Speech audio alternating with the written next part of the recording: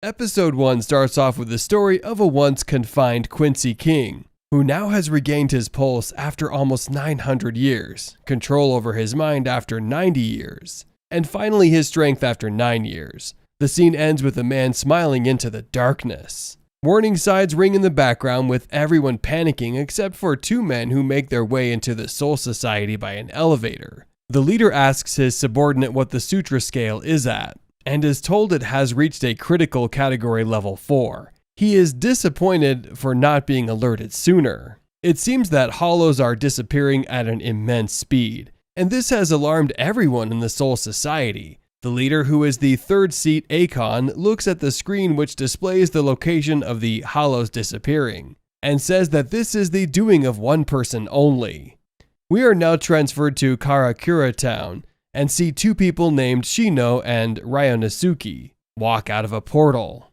They are instructed by their supervisor to kill off the hollows and keep the town safe before the portal closes. Ryonosuke is more scared than he could imagine. Being in a new town, the threat level of the situation, and if he could live up to everyone's expectations. This pisses Shino off, and she with her bold tomboyish way encourages him to get a grip of himself by yanking his shirt. To make matters worse for poor Ryonosuke, Shino suggests that they split. She will cover the north side while he covers the south side and leaves. Ryonosuke sits on top of a bridge in the calm dark night. Everything seems very peaceful until he hears a crank behind him. Scared to his wits, he turns around and is met with the demonic stare of a spider-like hollow. Screaming at the top of his lungs, Ryonosuke runs for his life and tries his best to call Shino, but she doesn't answer his calls. The hollow chases him left and right like a dog in a cat chase. Ryonosuke rushes inside a building and reaches the roof only to find Shino's unconscious body dangling in the palm of two monstrous hollows.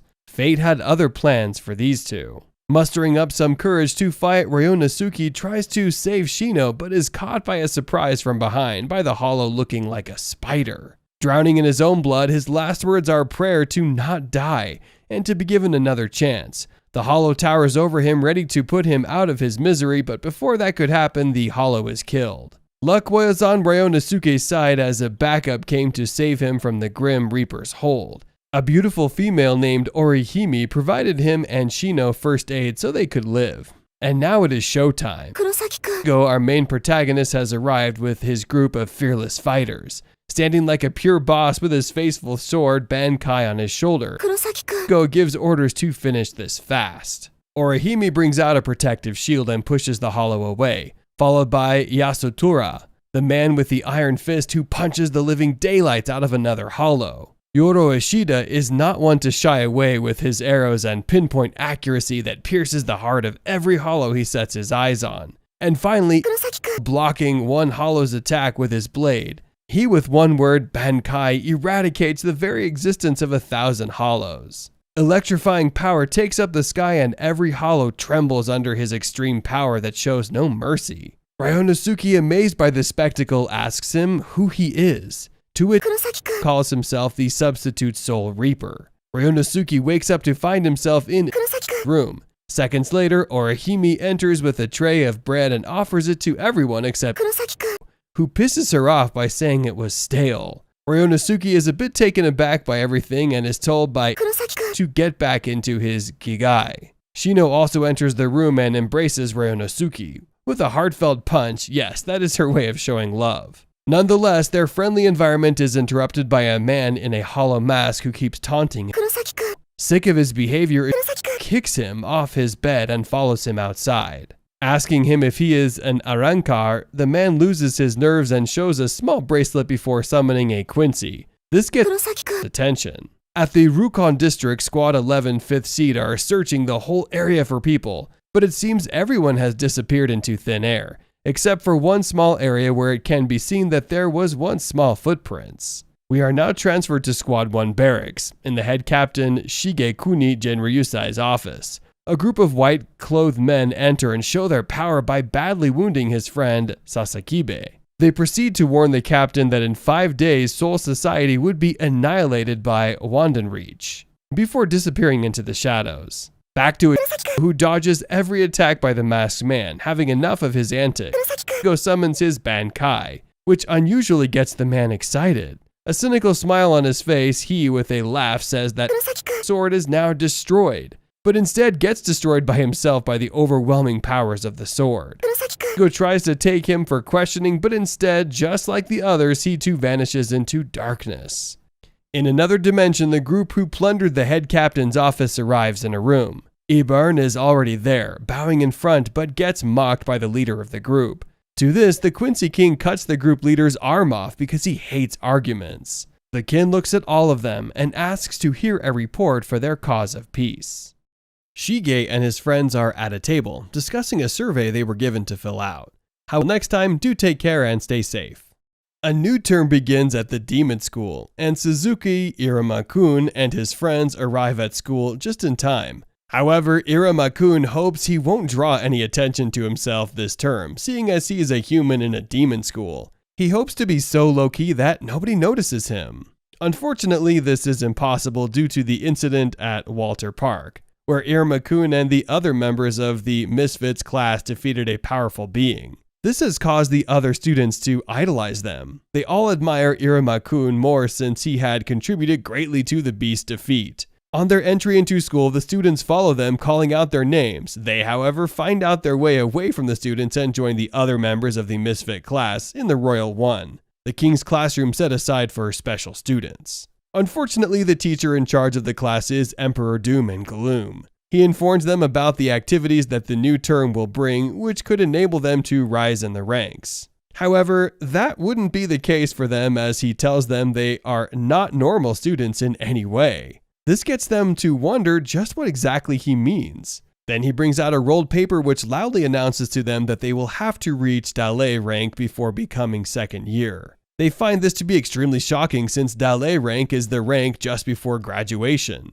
Achieving this in the first year would be almost impossible. However, they are further told that not achieving this will mean they will have to leave the Royal One. Hearing this, they are shocked and find this to be utterly impossible. To calm them down, Emperor Doom and Gloom informs them that they will not be made to achieve impossible tasks to achieve the Dalei rank. Instead, he signals the arrival of some special tutors, whom he says will be their mentors, in their bid to achieve the Dalei rank. He assigns each tutor to 2 students, leaving just Iruma-kun and another student with Emperor Doom and Gloom. They are shocked at the thought of this. However, he tells them that he wouldn't be doubling as a tutor since his job entails just assigning the tutors to them. Then he reveals their tutor to be a newbie who seems playful. At the end of the normal classes, the tutors charge into the King's classroom, with each taking the 2 students they had been assigned to teach. Before leaving, Iruma-kun, Asmodeus, and Clara exchange goodbyes, with each promising to not forget the other and become better by their next meeting, which weirdly is the next day, seeing as they acted like they would be gone for a very long time. The students begin their lessons with their specific tutors, with each of them promising to make the students the most of the abilities they uniquely possess. Meanwhile, this doesn't seem to be the case for Iruma-kun, whose tutor doesn't seem to understand what he needs to do. On their way to the training location, Iruma-kun sends a text to Ameri-san, apologizing for not being able to attend their reading sessions for the time being. She, however, understands him and hopes that she gets to see him soon. On the other hand, Iruma-kun's tutor admits to not knowing what to do. Instead, he seeks the help of a relative of his named Bachiko to teach them about what having a fighting spirit entails. When they meet her, she is angry that they had kept her waiting, and decides to do the same as punishment for her 2 new trainees. Then she reveals to them that she has only agreed to be here based on Iruma-kun's grandfather, Sullivan's request. At that moment, they realize just how good she must be and beg her to teach them instead of leaving them to their clueless master. She, however, listens to their plea, but on the condition that they treat her like a mentor if they want her to be theirs. To do this, she gives them stressful and frustrating tasks. With no other choice, they go ahead with whatever she asks them to do, and eventually she decides to train them. Do you think the students of the Misfit class will ever be able to attain the Dalei rank? We'll bring you that and more when the next episode is released. For now, kindly like this video and subscribe to our channel to get more anime recaps just like this one. Until next time, do take care and stay safe.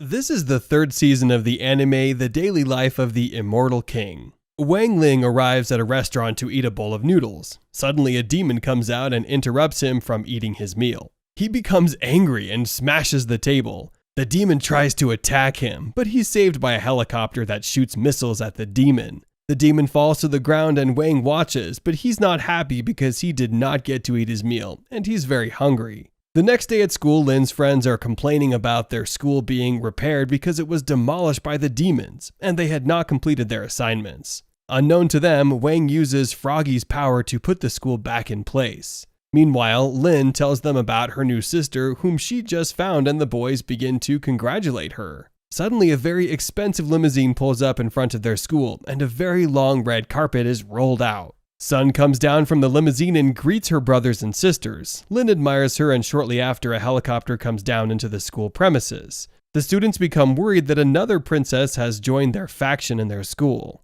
Sun stares at the new girl, who is asking her if she's the most popular girl in the faction. At that moment, Sun sees her brother and goes to class with him, ignoring her. While in class, the students talk about the new girl and her family and how powerful she is. While they do so, the new girl comes in and the students in the class all keep quiet as they introduce the new girl into the faction. The guard introduces her as a new exchange student and tells them to be nice to her because of her family's status. Shortly after, she challenges Sun to a battle and tells her that if she wins, she will replace her as the most popular girl in the faction. Suddenly, the head teacher comes in and tells the new girl that she is an ordinary class, and she becomes very angry and leaves the class through the roof. Still angry, she kills her personal servant for allowing her to stay in an ordinary class after neglecting his plea for a second chance. After that, she comes up with a plan to have Sun do battle with her. That same day, Sun is walking with her brother in a corridor, and Kimia comes in and tells Sun that she has a gift for her brother Wang.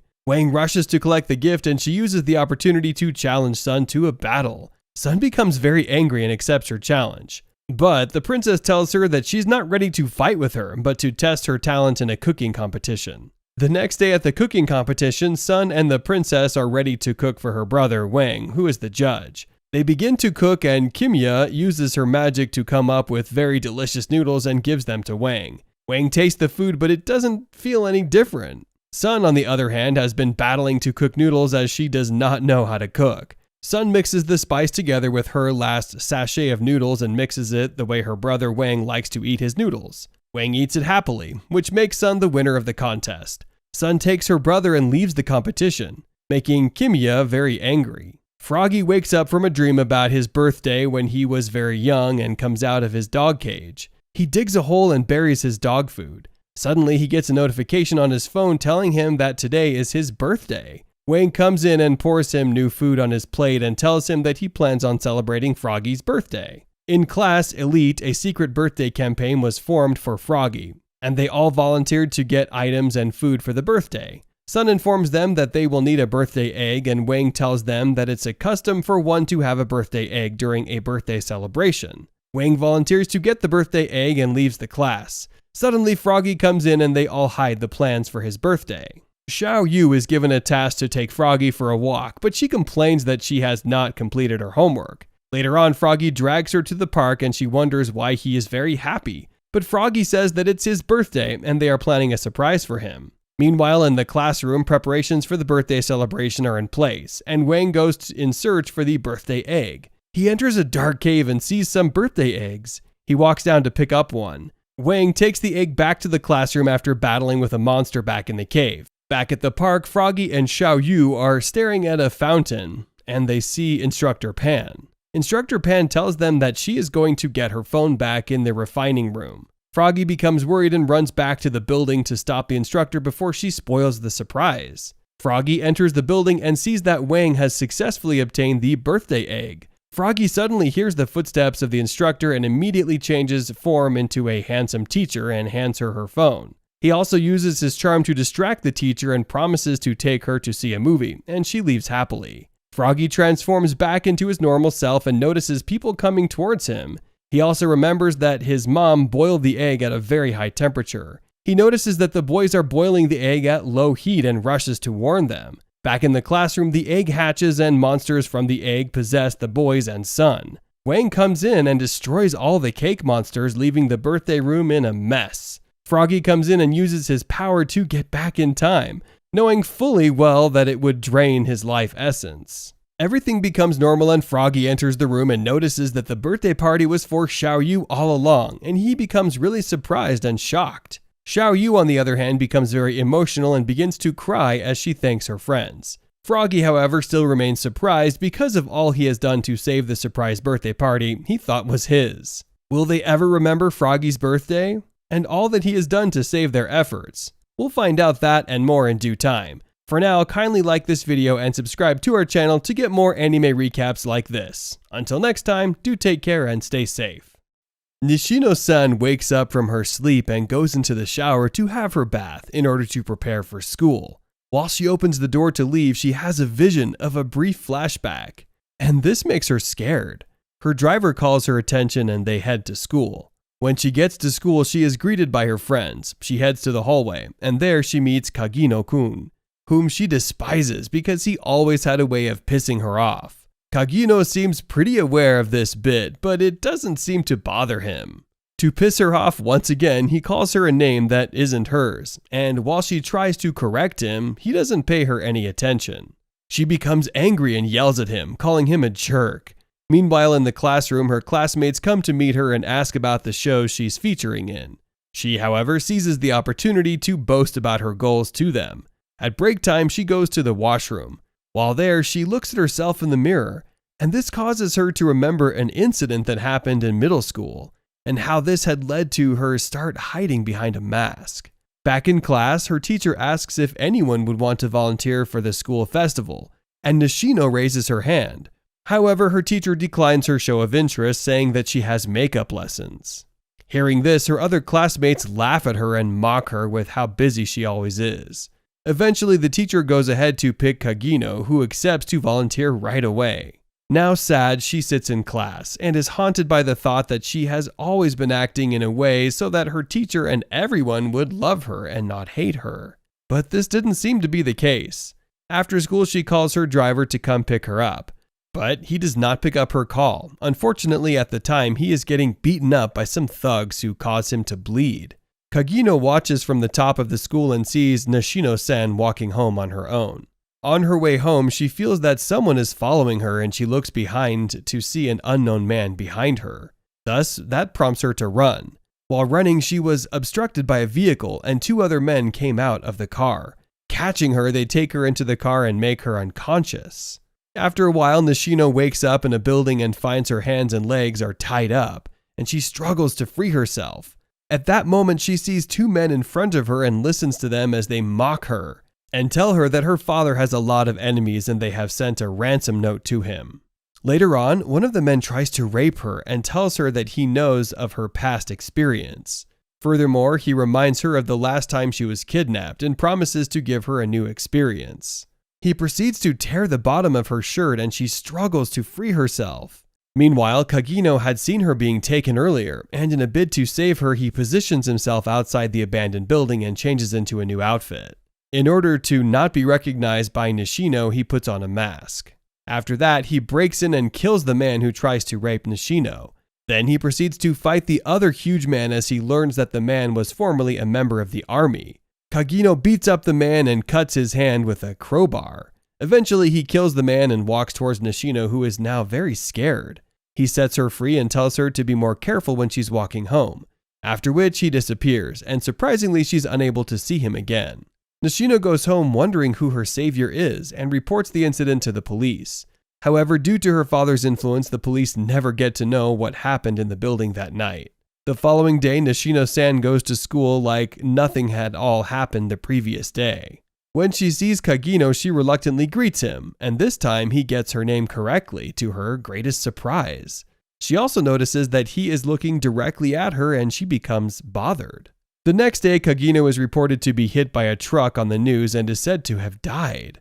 Although he wakes up and finds himself in a new environment and in a new world, he realizes that he's also surrounded by an army which he has the power to command and are ready to follow his every instruction. Still trying to figure out what's going on, he jumps off the building and is followed by his army. Then he remembers his past life and sets new goals for himself, calling himself the Eminence in Shadows. What exactly do you think happened to Kagino? We'll find out when the next episode is released. For now, kindly like this video and subscribe to our channel to get more exciting anime recaps like this. Until next time, do take care and stay safe.